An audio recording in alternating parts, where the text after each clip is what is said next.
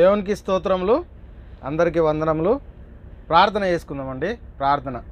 మమ్మల్ని మిక్కిలిగా ప్రేమించిన మా ప్రియ పరలోకపు తండ్రి, మీ ఘనమైన ఉన్నతమైన మహోన్నతమైన నామానికి కృతజ్ఞతాస్తుతులు స్తోత్రాలు చెల్లిస్తున్నాం.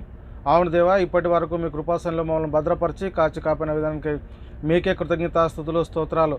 తండ్రి, మీరు మాకు అనుగ్రహించిన పరిశుద్ధ గ్రంథంలో నుంచి దేవా కొన్ని వాక్యాలు మీ పరిశీలిస్తుండగా మీ ఆత్మజ్ఞానాన్ని అనుగ్రహించండి. ఆత్మ సంబంధమైన సంగతులతో సరిచూసుకుని కృప చూపించి ప్రతి విషయం ద్వారా మీకే ఘనత మహిమ ప్రభావాలు పొందుకోమని ముందున్న సమయం అంతా మీ చేతులకు అప్పజెప్తూ ఈ ప్రార్థన మీ ప్రియకుమారుడు మా ప్రభును రక్షకుడైన యేసుక్రీస్తు వారి పరిశుద్ధమైన నామంలో ప్రార్థన అడిగి వేడుకుంటున్నాను. పరలోకమందున మా కన్న తండ్రి, ఆమెన్. ప్రభువు నందు ప్రియ పరిశుద్ధ దేవుని కుమారులారా, దేవుని కుమార్తెలారా, మీ అందరికీ మన ప్రభును రక్షకుడైన యేసుక్రీస్తు వారి పరిశుద్ధమైన నామంలో వందనములు, శుభములు. మనందరి ఆత్మల కన్న తండ్రి అయిన దేవాది దేవునికి, మన ప్రభును రక్షకుడైన యేసుక్రీస్తు వారి పరిశుద్ధమైన నామంలో కృతజ్ఞతాస్తుతులు స్తోత్రములు. సహోదరులారా, మరి మీరందరూ ఎలా ఉన్నారు? ఆనందంగా సంతోషంగా ఉన్నారా? ఎందుకు మనం ఆనందంగా సంతోషంగా ఉండాలంటే ఇప్పుడు మనం ఎక్కడ కూడి ఉన్నామండి? మన అందరినీ కన్న తండ్రి అయిన దేవుని సన్నిధిలో మనం కూడి ఉన్నాం కాబట్టి మరి మనం అందరము ఆనందంగా సంతోషంగా గడపాల్సినటువంటి సమయము. అయితే ప్రియులారా, మనం ప్రతి శుక్రవారము మరి డిప్లొమా థియాలజీ క్లాసులను నేర్చుకుంటున్నాము. అందులో మనము క్రీస్తు రాజ్యం అనే సబ్జెక్టును మనం స్టార్ట్ చేసుకున్నాం. అయితే ప్రియులారా, గత వారంలో మనం క్రీస్తు రాజ్యము 5వ క్లాసుగా నేర్చుకున్నాం. ఈరోజు క్రీస్తు రాజ్యము 5వ క్లాసు పార్ట్ 2గా మనము 2వ భాగంగా మనం నేర్చుకోవడానికి ప్రయత్నం చేద్దాం.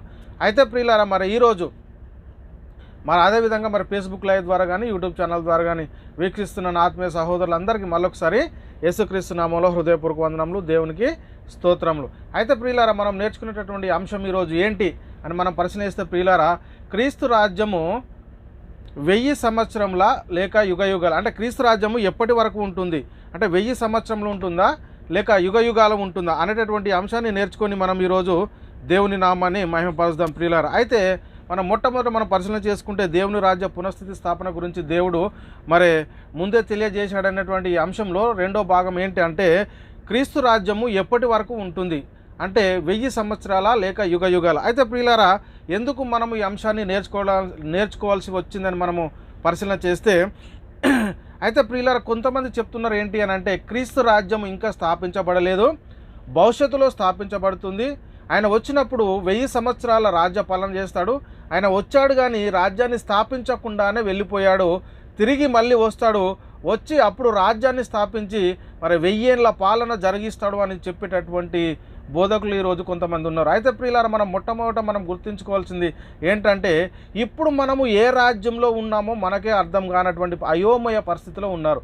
అయితే ప్రియులారా, ఇప్పుడు మనము క్రైస్తవులైనటువంటి మనము దేవుని రాజ్యంలోనే క్రీస్తు రాజ్యంలో ఉన్నాం. అంటే దేవుని రాజ్యము, క్రీస్తు రాజ్యము, పరలోక రాజ్యంలోనే ఉన్నటువంటి పరిస్థితిని వాళ్ళు గుర్తించలేక ఇంకా భవిష్యత్తులో క్రీస్తు మళ్ళీ 2వ రాకడ వచ్చినప్పుడు మళ్ళీ 1000 సంవత్సరాలు ఆయన పరిపాలన చేసినట్టు 2వ సంవత్సరం వచ్చి ఆయన 2వసారి వచ్చినప్పుడు ప్రియులారా, అసలు ఈ భూమి ఉండేటటువంటి పరిస్థితే లేదు. ఇదంతా లయమైపోతుంది, పంచభూతములు మిక్తమైన వేయడంతో లయమైపోయేటటువంటి పరిస్థితి. మరి కాబట్టి మరి ఎందుకు ఇలాంటి బోధ చేస్తున్నారు అంటే ప్రియులారా, వాళ్ళు బైబిల్ గ్రంథంలో నుంచి ఒక వచనాన్ని తీసుకొని మరి దాన్ని బట్టే మరి వాళ్ళు ముందుకెళ్తున్నారు. కానీ దేవుని యొక్క సంకల్పము, దేవుని యొక్క చిత్తము ఏమిటనేది తెలుసుకోక ఈరోజు అనేక మంది ఉన్నట్టుగా మనకు కనబడతా ఉంది. అయితే ప్రియులారా, మనం పరిశీలన చేసుకుంటే వారు బైబిల్ గ్రంథంలో నుంచి ఒక వాక్యాన్ని చూపిస్తూ ఇదిగోనండి క్రీస్తు 1000 సంవత్సరాల రాజ్యపాలన చేస్తాడు, భవిష్యత్తులో 2వసారి వచ్చినప్పుడు ఆయన వచ్చింది 2వసారి కాదు, ఇక 3వసారి అయ్యేటటువంటి పరిస్థితి ఉంటుంది. కాబట్టి పిల్లలు ఒకసారి ఆలోచన చేయండి, మన పరిస్థితి ఎలా ఉంది.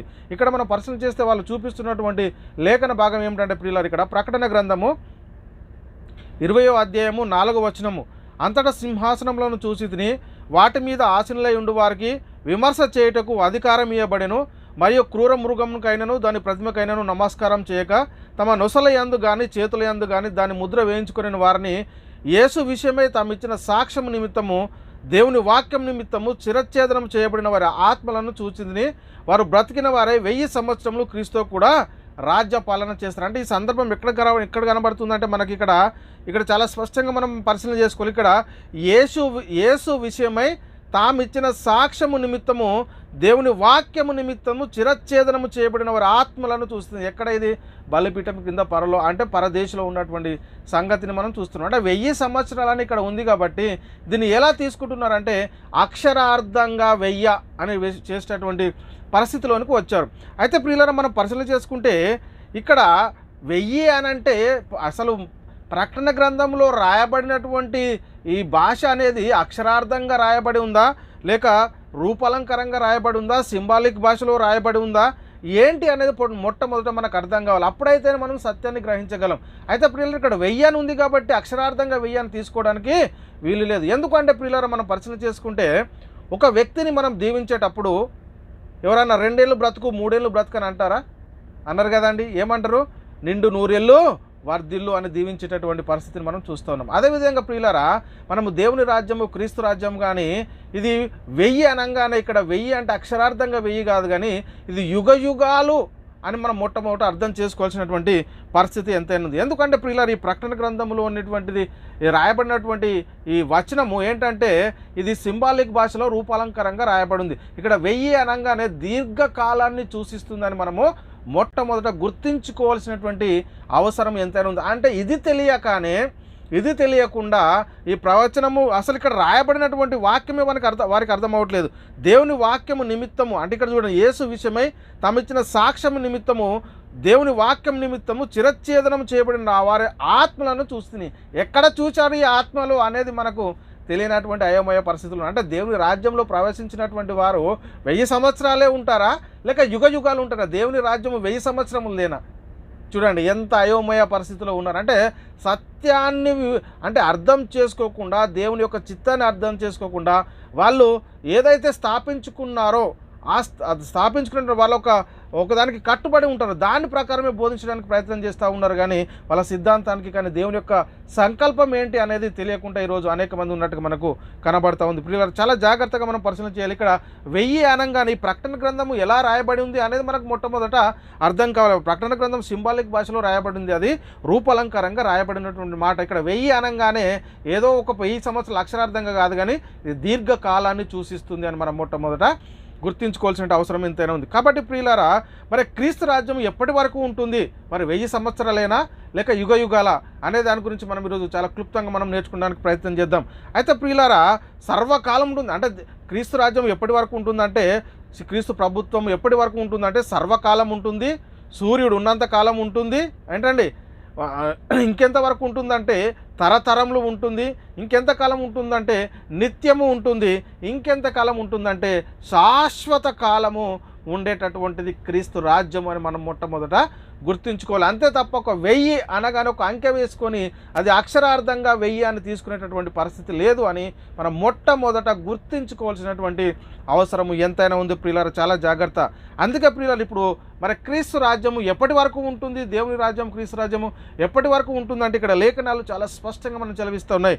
కీర్తనల గ్రంథము 89వ అధ్యాయము మనం 34 నుంచి 37 వచనాలు పరిశీలన చేద్దాం. ప్రియులారా, కీర్తనల గ్రంథము 89 34 నుంచి 37.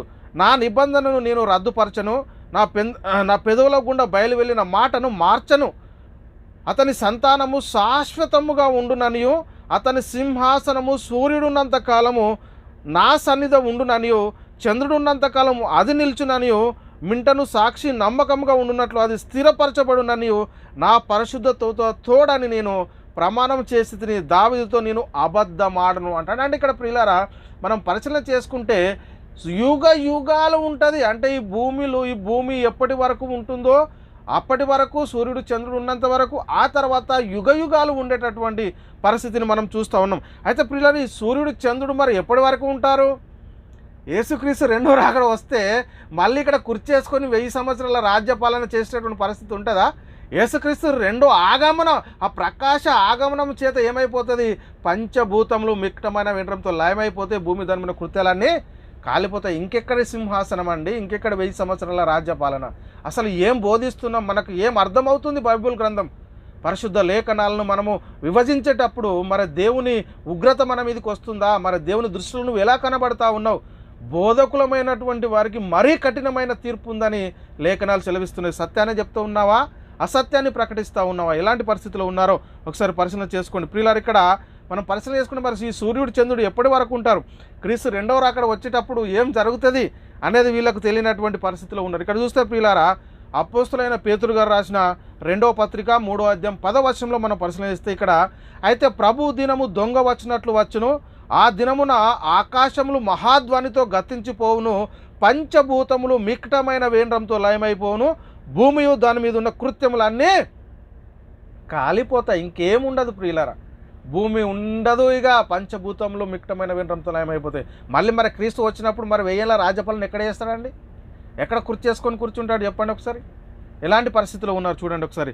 మనము పరిశీలన చేసుకోవాల్సిన అవసరం ఎంతైనా ఉంది. తర్వాత ప్రియులారా మరి ఏం జరుగుతుంది?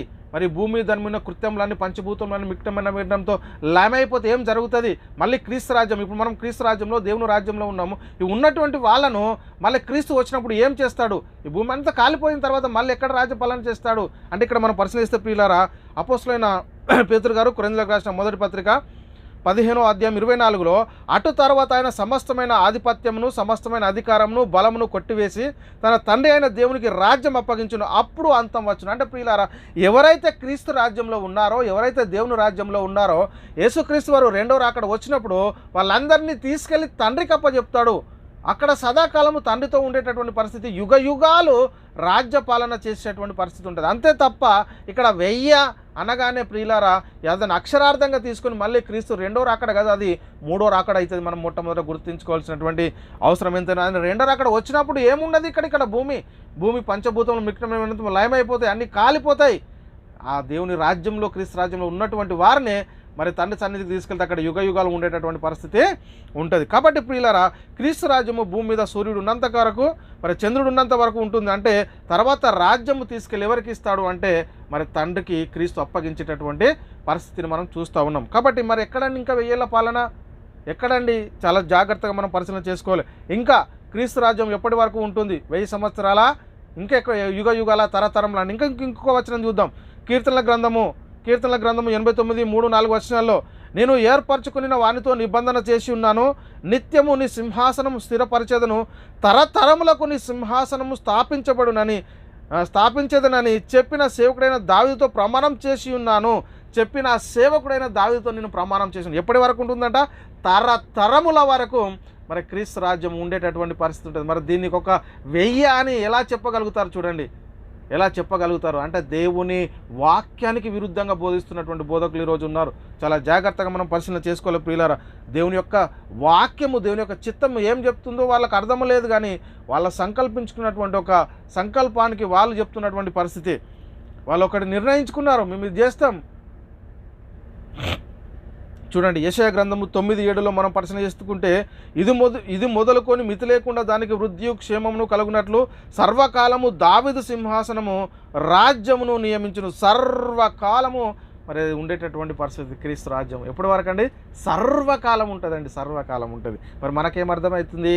చూడండి పిల్లలు, 1000 అనగానే అక్కడ అక్షరార్థంగా తీసుకోవడానికి వీళ్ళు ఫస్ట్ బైబిల్ గ్రంథంలో రాయబడినటువంటి మాటలు అవి అక్షరార్థంగా రాయబడినాయా, రూపాలంకరంగా రాయబడినాయా, సింబాలిక్ భాషలో రాయబడినాయా, లేదా ఉన్నది ఉన్నట్లుగానే రాయబడినాయా అనేది మొట్టమొదట మనం అర్థం చేసుకున్న తర్వాత ఆ తర్వాత వాక్యాన్ని ప్రకటించడానికి మనం ముందుకు రావాల్సినటువంటి అవసరం ఎంతైనా ఉంది. కాబట్టి ప్రియులారా, చాలా జాగ్రత్తగా లేఖనాలను పరిశీలన చేసుకుని, మేము ఎవరినో వ్యక్తిగతంగా కానీ సంఘపరంగా కానీ సమస్త పరంగా కానీ ఎవరిని ఉద్దేశించి చెప్పట్లేదు. ఎందుకంటే దేవుని యొక్క వాక్యం ఏం చెప్తుంది? క్రీస్తు ప్రేమను బలవంతం చేయడం ద్వారా మరి మీ ముందుకు వచ్చినటువంటి పరిస్థితిని మీరు గమనించుకోవాల్సినటువంటి అవసరం ఎంతైనా ఉంది. కాబట్టి పిల్లలు ఇంకా మనం పరిశీలన చేసుకుంటే, దేవుడు దానియేలుతో మాట్లాడుతూ ఉన్నాడు. దానియేలు గ్రంథము 2వ అధ్యాయము 44లో, ఆ రాజుల కాలంలో పరలోకమందున్న దేవుడు ఒక రాజ్యము స్థాపించును, దానికెన్నటికి నాశనము కలగదు అని చెప్పి ఇక్కడ మనం పరిశీలన చేసుకుంటే, ఎన్నటికి దానికి నాశనం కలగదు, ఆ రాజ్యం దాన్ని పొందిన వారికే గాక మరి ఎవరికి చెందదు, అది ముందు చెప్పిన రాజ్యములన్నిటినీ పగలగొట్టి నిర్మూలం చేయును, కానీ అది యుగ యుగముల వరకు నిలుచును.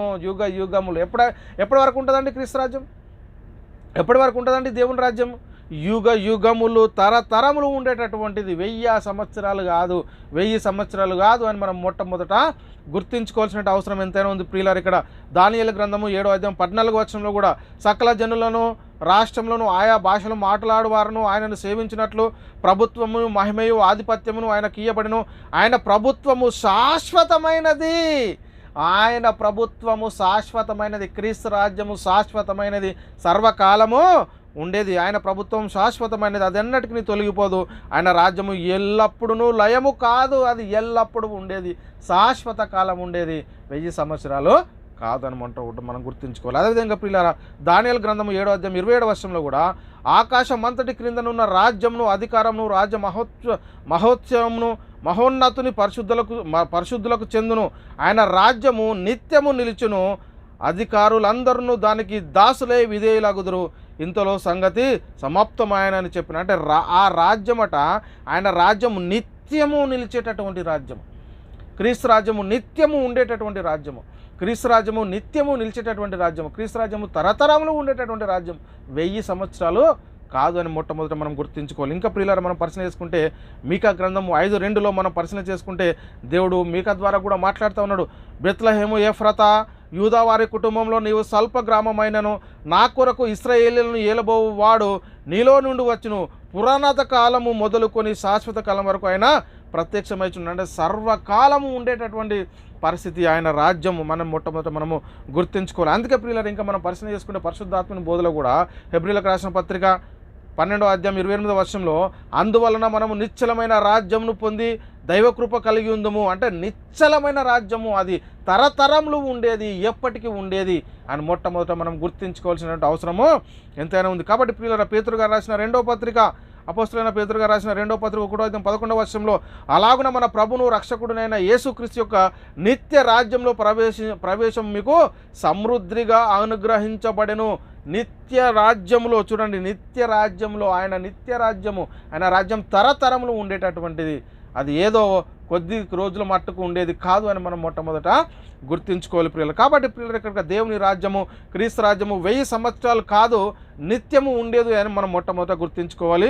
అది యుగయుగాలు ఉండేదని మనం గుర్తుంచుకోవాలి. కాబట్టి ప్రియులరా, ప్రకటనల గ్రంథంలో రాయబడినటువంటి ఆ భాష ప్రవచన భాషలో రాయబడి ఉంది, సింబాలిక్ భాషలో రాయబడి ఉందని మనం మొట్టమొదట గమనించుకోవాల్సినటువంటి అవసరం ఎంతైనా ఉంది ప్రియులరా. కాబట్టి భూమి మీద దేవుని రాజ్యము పునఃస్థితి స్థాపన గురించి దేవుడు దావీదుకి ఇచ్చిన వాగ్దాన సంతానమైన క్రీస్తు మరి పుట్టబోచున్నటువంటి స్థలం గురించి దేవుడు ముందే ప్రవక్తల ద్వారా ప్రవచించినట్టు కూడా మనం లేఖనాల్లో చూస్తాం. అంటే దావీదుకు ఏదైతే దేవుడు వాగ్దానం చేశాడో తన రాజ్య పునఃస్థితి స్థాపన గురించి, ఆ రాజ్యాన్ని వెళ్ళే రాజు ఎవరు అంటే క్రీస్తు. ఆ క్రీస్తు పుట్టబో స్థలం గురించి దేవుడు ఏం చేశాడంటే ముందే ప్రవక్తల ద్వారా మాట్లాడారు. ఇక్కడ మీకా గ్రంథము 5వ అధ్యాయం 2వ వచనంలో బెత్లెహేములో పుడతాడు అని చెప్తున్నాడు. బెత్లెహేమా ఎఫ్రాతా, యూదా వారి కుటుంబంలో నీవు స్వల్ప గ్రామమైనను నా కొరకు ఇశ్రాయేలును ఏలబోవాడు నీలో నుండే వచ్చును అని చెప్తున్నాడు. అంటే రాజు, ఇశ్రాయేలును ఏలబో రాజు ఎక్కడి నుంచి వస్తున్నాడంట?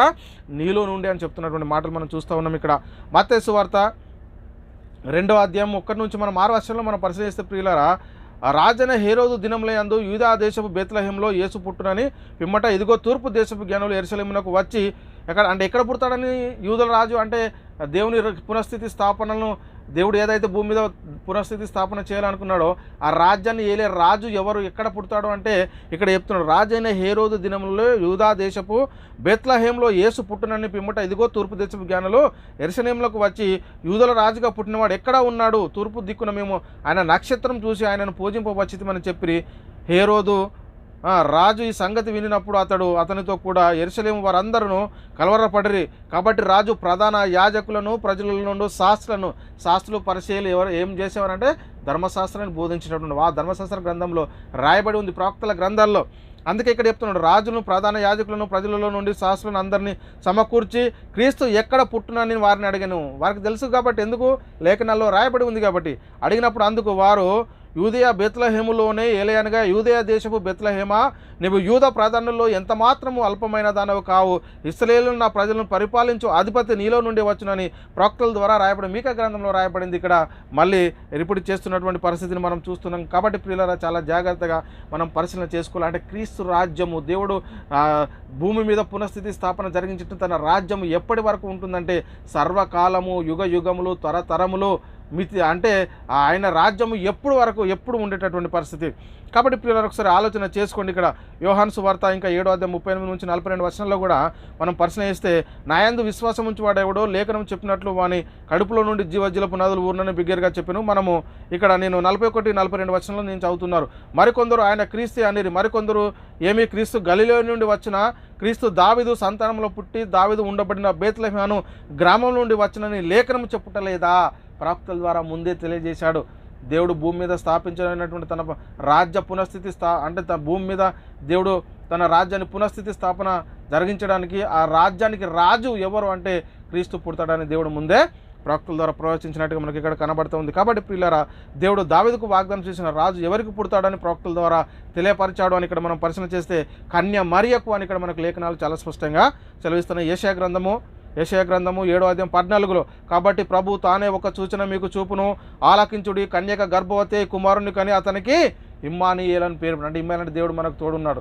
కాబట్టి పిల్లలు అంటే కన్యక గర్భవతి అవుతుంది అంటే యేసు ఎవరికి పుడతాడు అంటే కన్యకకు పుడతాడని దేవుడు మరి ముందే ప్రవక్తల ద్వారా తెలియజేశాడు. కాబట్టి ప్రియులారా, ఇంకా మనం పరిశీలన చేస్తే మత్తయి సువార్త 1వ అధ్యాయం 19 నుంచి 23 వచనాలు మనం పరిశీలన చేస్తే ఇక్కడ 20 నుంచి నేను చదువుతున్నాను. అతడు ఈ సంగతుల గురించి ఆలోచించుండగా ఇదిగో ప్రభు దూత స్వప్నమందు అతనికి దావీదుకు క్షమించండి యోసేపుకు అతడు ఈ సంగతుల గురించి ఆలోచించుండగా ఇదిగో ప్రభు దూత స్వప్నమందు అతనికి ప్రత్యక్షమై దావీదు కుమారుడైన యోసేపు, నీ భార్య అయిన మరియను చేర్చుకొనుటకు భయపడకము, ఆమె గర్భం ధరించినది పరిశుద్ధాత్మ వలన కలిగినది, ఆమె ఒక కుమారుణ్ణి కనును, తన ప్రజలను వారి పాపం నుండి ఆయన రక్షించును కనుక ఆయనకు యేసు అని పేరు పెట్టుదును, ఇదిగో కన్యక గర్భవతి కుమారుణ్ణి కనును, ఆయనకు ఇమ్మానుయేలు అని పేరు పెట్టుదురు అని ప్రభు తన ప్రవక్త ద్వారా పలికిన మాట నెరవేరినట్లు ఇదంతా జరిగిన ఇమ్మానుయేలు అనే మాటకు భాషాంతరము దేవుడు మనకు తోడై ఉన్నాడు. అంటే ప్రియులారా, మనం పరిశీలన చేసుకుంటే దేవుడు భూమి మీద తన రాజ్యాన్ని పునఃస్థితి స్థాపన చేయాలనుకున్నాడు.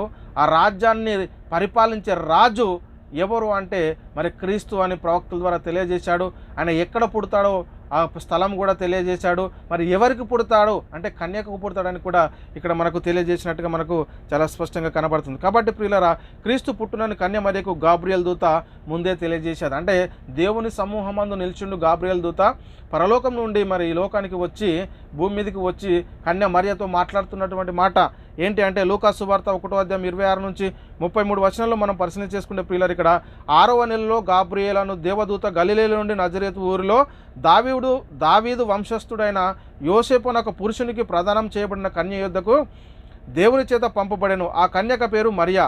ఆ దూత లోపలికి వచ్చి ఆమెను చూసి దయాప్రాప్తురాలా, నీకు శుభము, ప్రభువు నీకు తోడై ఉన్నాడని చెప్పాను.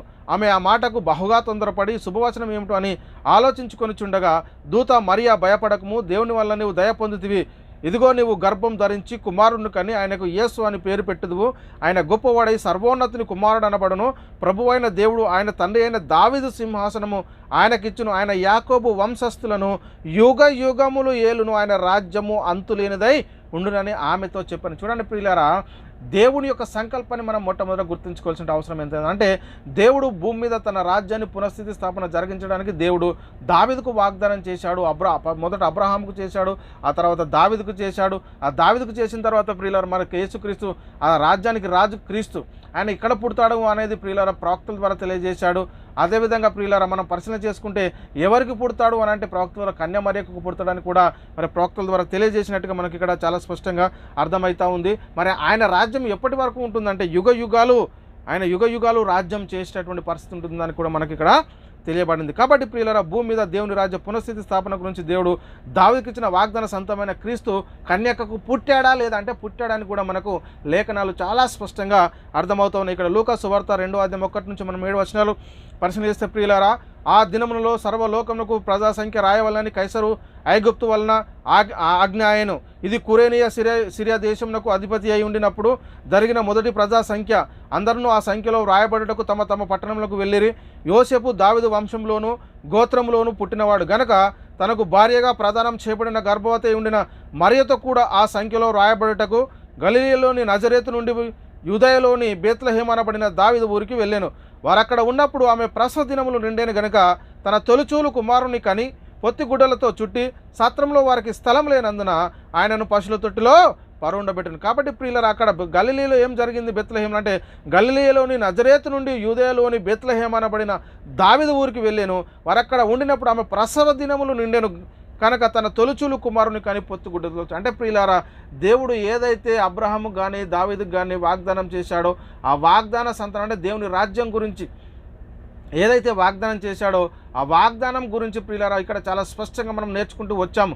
దేవుడు దావీదుతో మాట్లాడడము, ప్రవక్తల ద్వారా మాట్లాడటము, తర్వాత ఏ స్థలం అంటే ఆయన ఎక్కడ పుడతాడు అనే స్థలం గురించి రాయబడటము, ఎవరికి పుడతాడు అనేటటువంటి రాయబడటము, మరి పుట్టాడా లేదంటే కన్యమరియకు పుడతాడు అని చెప్పడము, కన్యమరియకు పుట్టడము అనేది కూడా ఇదంతా ప్రియులారా మనం చాలా జాగ్రత్తగా మనం పరిశీలించాలి. అంటే ప్రియులారా క్రీస్తు రాజ్యము ఎప్పటి వరకు ఉంటుంది, దేవుడు భూమి మీద తన రాజ్యాన్ని పునఃస్థితి స్థాపన జరిగించేటటువంటి పరిస్థితుల్లో ప్రియులారా మరి ఆ రాజ్యానికి రాజు ఎవరు, ఆ రాజ్యం ఎప్పటి వరకు ఉంటుందంటే యుగ యుగాలు ఉంటుందని మనం ఇంత స్పష్టంగా లేఖనాలను బట్టి మనకు అర్థం చేస్తాం. కాబట్టి పిల్లల క్రీస్తు రాజ్యము ఏదో ఒక 1000 సంవత్సరాలు అని చెప్తున్నటువంటి పరిస్థితి కాదు అని మనం మొట్టమొదట గుర్తుంచుకోవాలి. ఇంకా మత్తయి సువార్త 1:25 వచనంలో ఆమె కుమారుని కను వరకు ఆమెను ఎరగకుండా అతడు ఆ కుమారునికి యేసు అను పేరు, అంటే యేసు అంటే పుట్టాడు, కన్యమరియకు పుట్టినట్టుగా మనకి ఇక్కడ చాలా స్పష్టంగా కనబడతా ఉంది ప్రియులారా. ఇంకా మనం పరిశీలన చేసుకుంటే అపోస్తల కార్యములు 13:23లో అతని సంతానం నుండి దేవుడు తన వాగ్దానం చొప్పున ఇశ్రాయేలు కొరకు రక్షకుడగు యేసును పుట్టించాడు అని కూడా ఇక్కడ మనకు చాలా స్పష్టంగా మనకు కనబడతా ఉంది. కాబట్టి పిల్లలు ఆలోచన చేయండి, దేవుడు భూమి మీద తన రాజ్యాన్ని పునఃస్థితి స్థాపన జరిగించాలనుకున్నాడు. ఆ రాజ్యానికి రాజుగా ఎవరిని నియమించాడంటే తనకు సొంత కుమారుడైనటువంటి యేసుక్రీస్తుని నియమించాడు. మరి ఆయన రాజ్యము ఎప్పటి వరకు ఉంటుంది అంటే ప్రియులారా ఆయన రాజ్యము యుగ యుగములు, తరతరములు, సూర్యుడు ఉన్నంతకాలము, చంద్రుడు ఉన్నంతకాలము, తరతరములు ఉండేటటువంటిది ఆయన రాజ్యము, అంతులేనిదైనది అని ఇక్కడ లేఖనాలు మనకు చెలవిస్తున్నాయి. మరి కొంతమంది ఏమో ఏం చెప్తున్నారంటే క్రీస్తు రాజ్యము 1000 సంవత్సరాలు, ఆయన ఇంకా క్రీస్తు రాజ్యాన్ని స్థాపించలేదు, ఆయన భవిష్యత్తులో వస్తాడు అంటున్నారు. ఇప్పుడు ఒకవేళ చనిపోతే నువ్వు నిత్య నరకానికి వెళ్తూ మరి క్రీస్తు సంఘంలో లేకపోతే, క్రీస్తు రాజ్యంలో లేకపోతే మరి ఎలాంటి పరిస్థితులు ఉన్నారో ఒకసారి ఆలోచన చేసుకోండి. కాబట్టి ప్రియులారా హెబ్రీయులకు రాసిన పత్రిక 7:14లో మన ప్రభు యూదా సంతానమందు జన్మించును అనుట స్పష్టమే. మన ప్రభు ఎందులో జన్మించాడండి? యూదా సంతానమందు జన్మించిన స్పష్టం. ఆ గురత్వం విషయంలో ఇక్కడ యాజకులను మోస గురించి ఏమీ చెప్పలేని చెప్తున్నారు. కాబట్టి ప్రియులారా ఇంకా మనం పరిశీలన చేసుకుంటే అపోస్తలుడైన పౌలు గారు తిమోతికి రాసిన 2వ పత్రిక 2:8 వచనంలో నా సువార్త ప్రకారము దావీదు సంతానంలో పుట్టి మృతుల నుండి లేచిన యేసుక్రీస్తును జ్ఞాపకం చేసుకునేది, దావీదు సంతానంలో ఆయన పుట్టాడు అని ఇక్కడ లేఖనాలు చాలా స్పష్టంగా మనకు అర్థమవుతున్నాయి. రోమిలకు రాసిన పత్రిక 1:5లో యేసుక్రీస్తు శరీరం బట్టి దావీదు సంతానం గాను మృతులలో నుండి పునరుత్థానమైన పరిశుద్ధమైన ఆత్మను బట్టి దేవుని కుమారుడిగా ప్రభావముతో నిరూపించబడినని ఇక్కడ కూడా మనకు చాలా స్పష్టంగా లేఖనాలు కనబడుతున్నాయి. కాబట్టి ప్రియులారా యేసుక్రీస్తు పుట్టిన తర్వాత మొదట ఎవరు వచ్చారు? జ్ఞానులు వచ్చారా, గొల్లలు వచ్చారా? అంటే ప్రియులారా గొల్లలకు జ్ఞానులకు సంవత్సరాలే తేడా ఉన్నట్టుగా మనకు కనబడుతుంటే మొదట ఎవరు వచ్చారంటే గొల్లలు. అంటే యేసు పుట్టాడని ప్రభుదూత గొల్లలకు తెలియజేసిన వెంటనే వాళ్ళు రావటము అనేది కూడా జరిగింది. ఇక్కడ చూసాం చూడండి, లూకా సువార్త 2:8-17 వచనాలు మనం పరిశీలిస్తే ప్రియులారా ఆ దేశంలో కొందరు గొర్రెల కాపర్లు పొలంలో రాత్రి వేళ తమ మందను కాచుకొని చుండగా ప్రభుదూత వారి యొద్దకు వచ్చి నిలిచెను. ప్రభు మహిమ వారి చుట్టూ ప్రకాశించినందున వారు మిక్కిలి భయపడరి. అయితే ఆ దూత భయపడకుడు, ఇదిగో ప్రజలందరికీ కలగబోవు మహా సంతోషకరమైన సువార్తమానము నేను మీకు తెలియజేయుచున్నాను. దావీదు పట్టణమందు నేడు రక్షకుడు మీ కొరకు పుట్టి ఉన్నాడు, ఈయనే ప్రభు అయిన క్రీస్తు. దానికి ఇదే మీకు ఆనవాలు. ఒక శిశువు పొత్తి గుడ్డలతో చుట్టబడి ఒక తొట్టిలో పండుకొని ఉండుట మీరు చూచెదరని వారితో చెప్పెను. వెంటనే పరలోక సైన్య సమూహం ఆ దూతలతో కూడా నుండి సర్వోన్నతమైన స్థలంలో దేవునికి మహిమయు ఆయన కిష్టులైన మనుషులకు భూమి మీద సమాధానము కలుగునుగా కానీ దేవునికి స్తోత్రం చేయుచుండెను. ఆ దూతలు తమ యొద్ద నుండి పరలోకమునకు వెళ్ళిన తర్వాత ఆ గొర్రెల కాపర్లు జరిగిన ఈ కార్యమును ప్రభు మనకు తెలియజేయించి ఉన్నాడు. మనము బెత్లెహేము వరకు వెళ్ళి చూత్తుము రండని ఒకరితో ఒకడు చెప్పుకొని త్వరగా వెళ్ళి మరియను యోసేపును తొట్టిలో పడుకొని ఉన్న శిశువును చూసిరి. వారు చూసి ఆ శిశువును గురించి తమలో చెప్పబడిన మాటలు ప్రచురం చేసిరి, తమతో చెప్పబడినటువంటి మాటలను ప్రచురించారు. అంటే ప్రియులారా చూడండి, అంటే దేవుడు దావీదుకు ఇచ్చినటువంటి వాగ్దాన సంతానము, దేవుడు భూమి మీద తన రాజ్యాన్ని పునఃస్థితి స్థాపన జరిగించాలనుకున్నాడు. ఆ రాజ్యానికి రాజుగా క్రీస్తుని నియమించాడు. ఆయన వస్తాడు, ఈ రాజ్యాన్ని ఏలుతాడు అని మరి ప్రవక్తల ద్వారా మాట్లాడము, దావీదుకు వాగ్దానం చేయడము.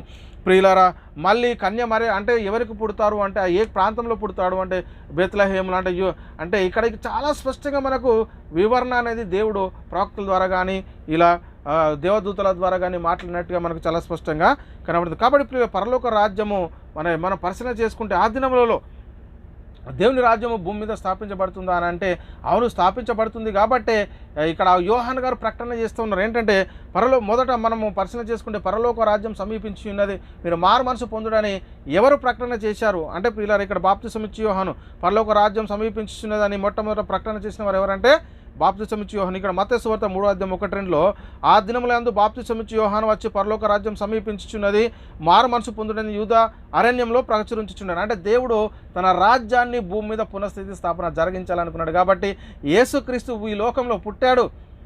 అంటే ఆయన తండ్రి చేత పంపబడ్డాడు కన్యమరియకు, మరి ఆయన శరీరం ధరించుకొని ఈ లోకానికి వచ్చాడు. వచ్చినటువంటి పరిస్థితుల్లో యోహాన్ గారు చెప్తా ఉన్నారు, పరలోక రాజ్యం సమీపించి ఉన్నది, పరలోక రాజ్యం సమీపించి ఉన్నది, మీరు మారు మనసు పొందుండి అని చెప్తున్నటువంటి మాటలు మనం చూస్తున్నాం. కాబట్టి ప్రియులారా, దేవుడు దావీదుకు చేసినటువంటి వాగ్దానము, దేవుడు దావీదుకు చేసినటువంటి తన రాజ్యము ఈ లౌకిక రాజ్యమా లేక పరలోక రాజ్యమా ఏంటి అంటే ప్రియులారా, అది పరలోక రాజ్యం గురించే దావీదుకు మరి వాగ్దానం చేశాడు. కానీ ఈ లౌకిక రాజ్యం 1000 సంవత్సరాల రాజ్యం గురించి దావీదుకు వాగ్దానం చేసినట్టు కానీ ఈ 1000 సంవత్సరాలు ఆయన రాజ్యపాలన చేస్తాడు అని ఎక్కడ కూడా రాయబడినటువంటి పరిస్థితులు మనకు లేదు ప్రియులారా. దాని గురించి ప్రవచనాలు లేవు. ప్రవచనాలు కూడా ఉన్నాయా ఎవరి ద్వారానో? ఇప్పుడు మనం ఇంత ప్రకటన చూసాం. ఇప్పుడు దేవుడు తన రాజ్యాన్ని భూమి మీద పునఃస్థితి స్థాపన జరిగించడానికి దేవుడు ప్రవక్తల ద్వారా మాట్లాడు, దేవదూతల ద్వారా మాట్లాడాడు. ఇవన్నీ మనం చూసుకుంటూ వచ్చాం. మరి ఇక్కడ 1000 సంవత్సరాల గురించి ఉందా? మరి ఆయన రాజ్యం ఎప్పటి వరకు ఉంటుందో మొదట మనకు అర్థం కావాలి కదా. దేవుని రాజ్యము అది ఆ తరతరములు ఉండేటటువంటిది, నిరంతరం ఉండేటటువంటిది, సర్వకాలం ఉండేటటువంటిది, శాశ్వత కాలం ఉండేటటువంటిది. అంతే తప్ప 1000 సంవత్సరములని కాదు అని మనం మొట్టమొదట గుర్తుంచుకోవాల్సినటువంటి అవసరం ఎంతైనా ఉంది. కాబట్టి ప్రియులారా, ఆలోచన చేయండి, సత్యాన్ని గ్రహించండి. ఇంకా మనం దీని గురించిన పూర్తి వివరణ ఇంకా మళ్ళీ మనం నెక్స్ట్ క్లాస్లో మనం నేర్చుకుందాం. మరి ఈ పార్ట్ 5వ క్లాస్ ఇప్పుడు మనం క్రీస్తు రాజ్యము 5వ క్లాస్ ముగించుకొని మనం 6వ క్లాసులోకి వెళ్దాం. అందులో ఇంకా అద్భుతంగా మనం నేర్చుకోవడానికి ప్రయత్నం చేద్దాం. ప్రియులారా, దేవుని యొక్క సంకల్పం ఏంటి, అసలు క్రీస్తు రాజ్యము మరి ఎప్పటి వరకు ఉంటుంది అనేది మనకి ఇప్పటి వరకు చాలా స్పష్టంగా అర్థమైంది. క్రీస్తు రాజ్యము ఈ లోక సంబంధంగా మనం పరిశీలన చేసుకుంటే ఏదో 1000 సంవత్సరాలు అనేది కాదు ప్రియులారా. యుగ యుగాలు ఆయన రాజ్యం ఉండేటటువంటిది, తరతరంలో ఉండేటటువంటిది, శాశ్వత కాలం ఉండేటటువంటిది, సూర్యుడు ఉన్నంతకాలం ఉండేటటువంటిది, చంద్రుడు ఉన్నంతకాలం ఉండేటటువంటిది. అలాంటి రాజ్యాన్ని మనం 1000 సంవత్సరములు అని ఎలా బోధిస్తాం చెప్పండి? దేవుని రాజ్యం అనేది అది శాశ్వత కాలం ఉండేది అని మనం మొట్టమొదట గుర్తుంచుకోవాలి. కాబట్టి ప్రియులారా, ఇక్కడ మనం పరిశీలన చేసుకుంటే క్రీస్తు ప్రభుత్వం ఇది ఎప్పటి వరకు ఉంటుందంటే సర్వకాలం ఉంటుంది, సూర్యుడు ఉన్నంతకాలం ఉంటుంది. ఎంతవరకు ఉంటుందంటే తరతరములు ఉంటుంది. ఎంతకాలం ఉంటుందంటే నిత్యము ఉంటుంది. ఎంతకాలం ఉంటుందంటే శాశ్వత కాలం ఉంటుంది. అంతే తప్ప ఇది 1000 సంవత్సరాలు అంటే అక్షరార్థంగా 1000 అని కాదు. ప్రకటనల గ్రంథంలో రాయబడినటువంటి మాట అది సింబాలిక్ భాషలో మరి రాయబడింది, ప్రవచన భాషలో రాయబడి ఉందని మొట్టమొదట మనం గుర్తుంచుకొని సత్యాన్ని గ్రహించి ఇప్పటి వరకు ప్రతి ఒక్క రిఫరెన్స్ మీ ముందు పెట్టాను. కాబట్టి ఆలోచన చేయండి, అర్థం చేసుకోండి, సత్యాన్ని గ్రహించండి.